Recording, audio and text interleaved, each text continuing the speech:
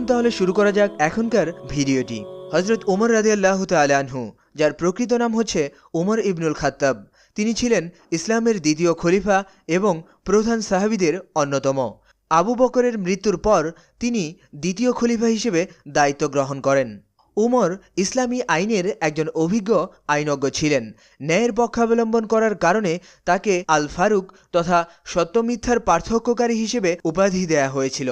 আমিরুল মুমিনিন উপাধিটি সর্বপ্রথম তার ক্ষেত্রেই ব্যবহৃত হয়েছে। ইতিহাসে তাকে প্রথম উমর হিসেবে উল্লেখ করা হয়।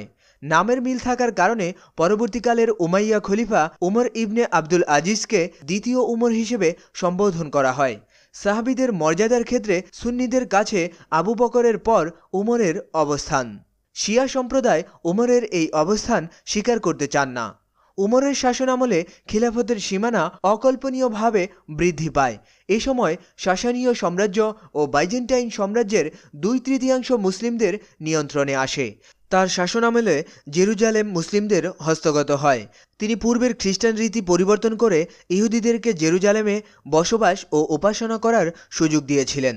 চলুন তাহলে এবার হযরত ওমর রাদিয়াল্লাহু তাআলা আনহু এর ব্যক্তিগত জীবন, তার ইসলাম ধর্ম গ্রহণ ও তার কিছু অবদান সম্পর্কে সংক্ষেপে জানার চেষ্টা করি।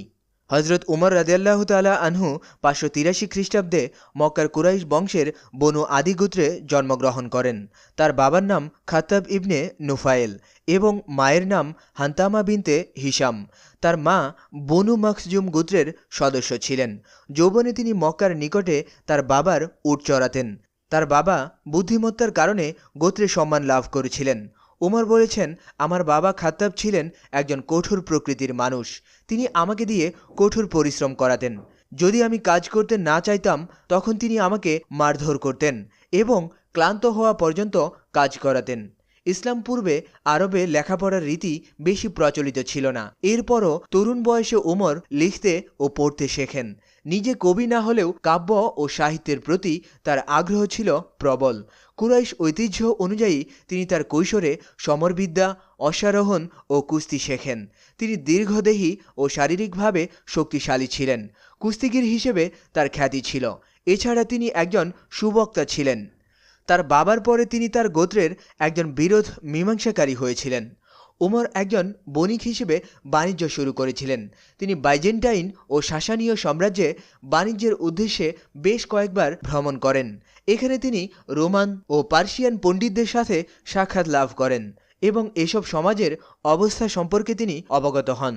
610 সালে মুহাম্মদ সাল্লাল্লাহু আলাইহি ওয়াসাল্লাম যখন ইসলাম প্রচার শুরু করেছিলেন, তখন আরবের অন্যান্য লোকদের মতো হযরত উমর রাদিয়াল্লাহু তাআলা আনহু ছিলেন ইসলামের ঘোর বিরোধী এবং তিনি হযরত মুহাম্মদ সাল্লাল্লাহু আলাইহি ওয়াসাল্লামকেও তেমন একটা পছন্দ করতেন না।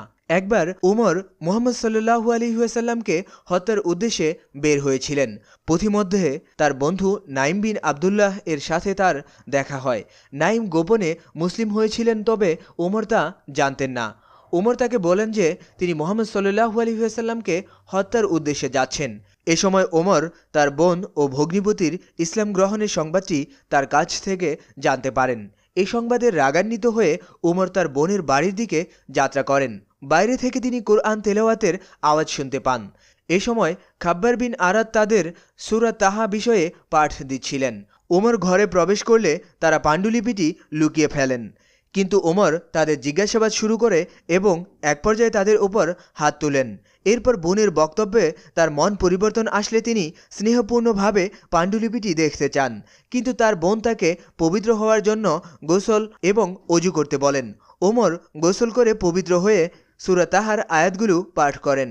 এতে তার মন ইসলামের দিকে ধাবিত হয়। এরপর তিনি মুহাম্মদ সাল্লাল্লাহু আলাইহি ওয়াসাল্লামের কাছে গিয়ে ইসলাম ধর্ম গ্রহণ করেন। তখন তার বয়স ছিল 39 বছর। ইসলাম গ্রহণের পর উমর এ সময় মুসলিমদের সবচেয়ে কঠোর প্রতিপক্ষ আবু জেহেলকে তা জানান।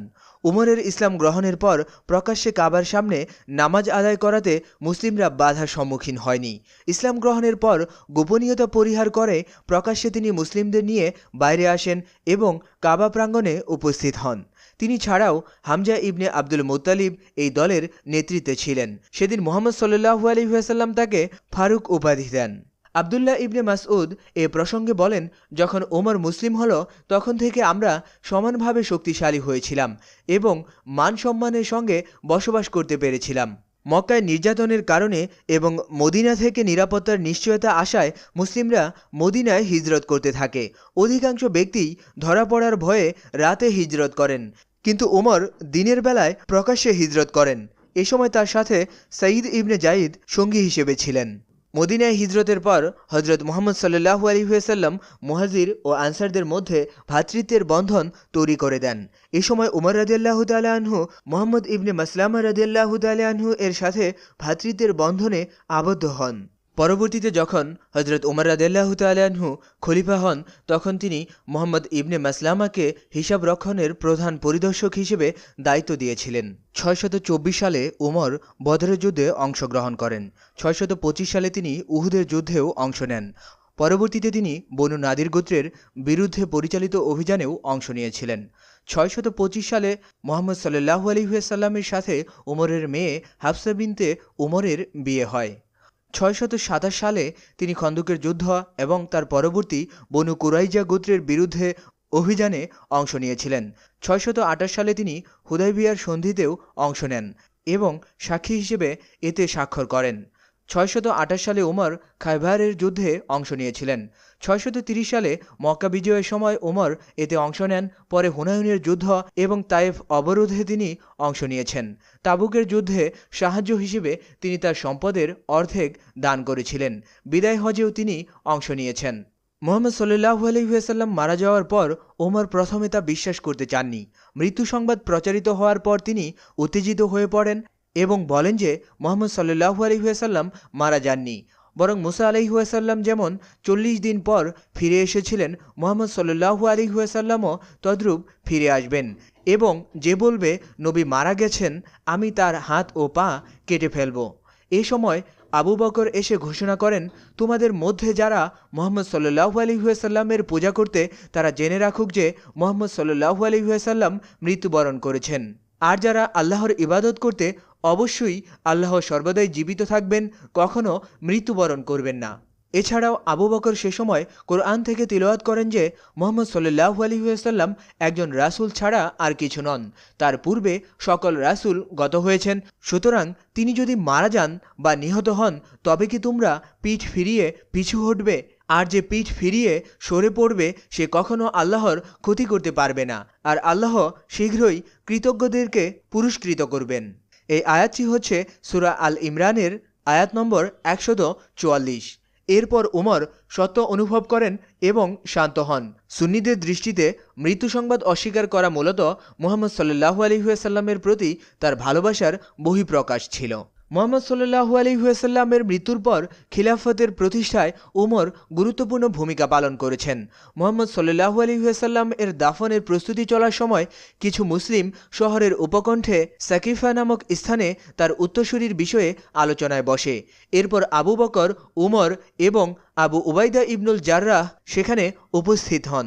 এ সময় আনসারদের মধ্য থেকে দাবি উঠে যে উত্তরসূরি আনসারদের মধ্য থেকে নির্বাচিত করতে হবে।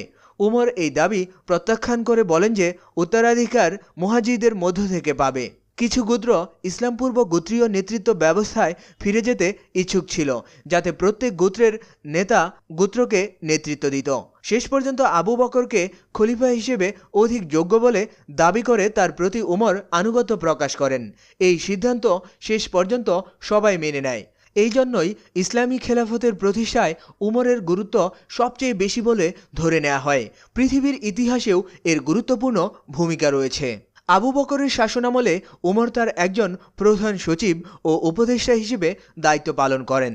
রিদ্দার যুদ্ধের সময় প্রথমে তিনি আবু বকরের কিছু মতের সাথে একমত না হলেও পরে তা মেনে নেন এবং তাকে সহায়তা করেন। শেষ পর্যন্ত বিদ্রোহীদের দমন করে আরব উপদ্বীপকে একতাবদ্ধ করা সম্ভব হয়েছিল।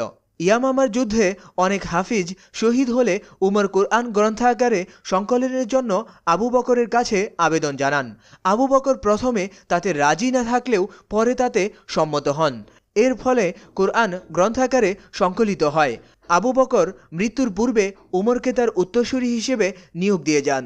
উমর কঠোর প্রকৃতির শাসক ছিলেন, তাই অনেকে তার শাসন সমর্থন করতে চাননি।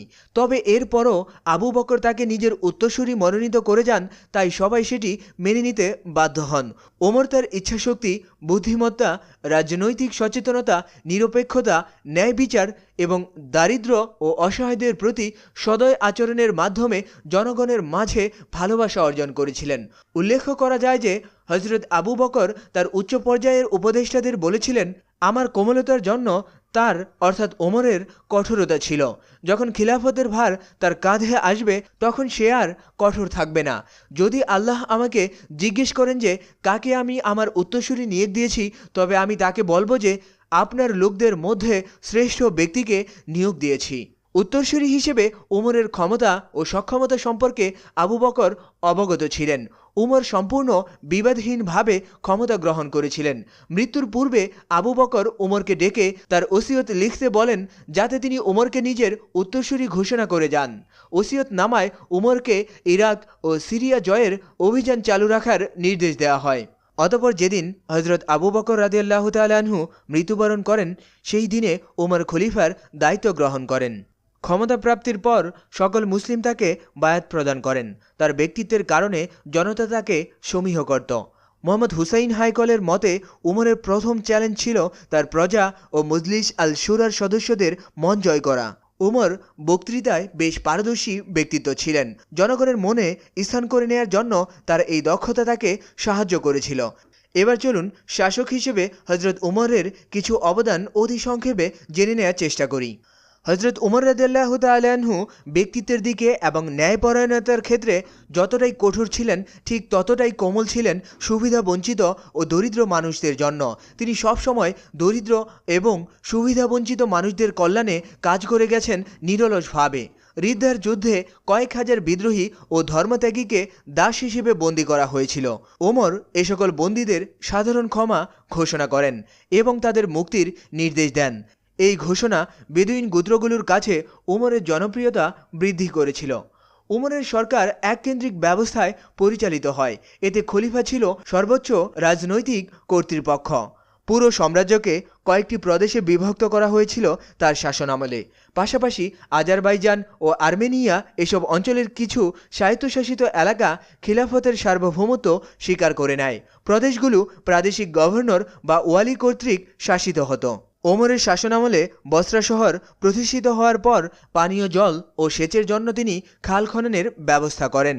আল তাবারির বিবরণ অনুযায়ী শহর পরিকল্পনাধীন অবস্থায় উতবা ইবনে গাজওয়ান প্রথম টাইগ্রিস নদী থেকে বসরা পর্যন্ত খাল খনন করেন। উমরের শাসনামলে খিলাফতের সীমানা ব্যাপক বৃদ্ধি পায়। তাই বিশাল সাম্রাজ্যকে ধরে রাখার জন্য তিনি রাজনৈতিক কাঠামো গড়ে তুলতে শুরু করেন। তিনি বেশ কিছু প্রশাসনিক সংস্কার সাধন করেন। নতুন বিজিত অঞ্চলে তিনি প্রশাসন গঠন করেন, যাতে কয়েকটি মন্ত্রণালয় ও আমলাতন্ত্র ছিল। তার শাসনামলে বসরা ও কুফা শহরদ্বয় নির্মিত ও সম্প্রসারিত হয়। 638 সালে তিনি মসজিদুল হারাম ও মসজিদে নববী বর্ধিত ও সংস্কার করেন। নাজরান ও খায়বারের খ্রিস্টান ও ইহুদিদেরকে সিরিয়া ও ইরাকে চলে যাওয়ার জন্য তিনি নির্দেশ প্রদান করেছিলেন। তিনি ইহুদিদেরকে জেরুজালেমে পুনরায় বসতি করার সুযোগ দেন। পূর্বে এই সুযোগ ছিল না। তিনি আদেশ জারি করেন যাতে বলা হয় যে এই খ্রিস্টান ও ইহুদিদের সাথে ভালো আচরণ করতে হবে এবং তাদের নতুন বসতিতে সমপরিমাণ জমি প্রদান করা হবে।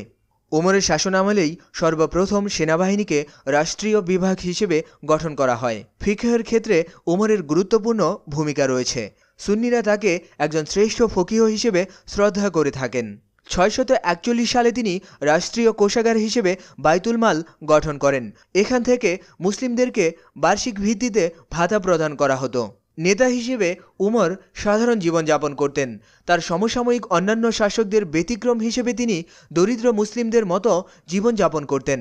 তার শাসনামলে হিজরি বর্ষপঞ্জি প্রণীত হয়। মুসলিমরা সিরিয়া জয়ের পর 638 সালে উমর খালিদ বিন ওয়ালিদকে তার পদ থেকে সরিয়ে দেন। ইতিপূর্বে খালিদ সিরীয় মুসলিম বাহিনীর প্রধান ছিলেন।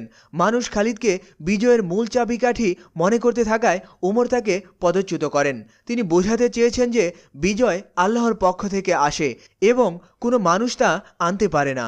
638 সালে আরবে খরার ফলে দুর্ভিক্ষ দেখা দেয়। ক্ষুধা ও মহামারীর কারণে অনেক মানুষ মৃত্যুবরণ করে। মদিনায় সঞ্চিত খাদ্য শেষ হয়ে যাওয়ার পর উমর সিরিয়, ফিলিস্তিন ও ইরাকের প্রাদেশিক গভর্নরদেরকে সাহায্যের জন্য চিঠি লেখেন।